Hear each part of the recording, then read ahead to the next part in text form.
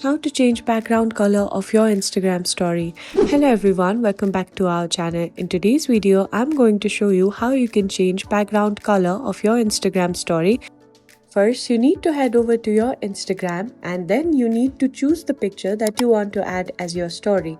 Now, as you shrink the photo, you can see that Instagram adds the best color in the background which it thinks suits the most. Now, if you want to change the background color, you need to simply tap on three dots located in the top right corner of your screen, and from here you need to tap on draw. And once you do that, you need to simply go ahead and select the color from the options that are available over here, or you can simply select the colors from the photos that are available over here.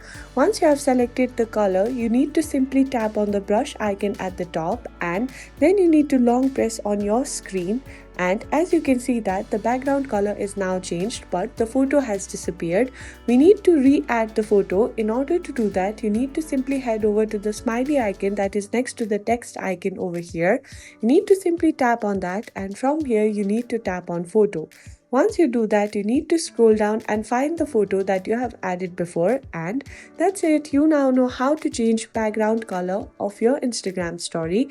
If you find this video helpful, please give us a thumbs up, subscribe to our channel, and I'll see you in the next video.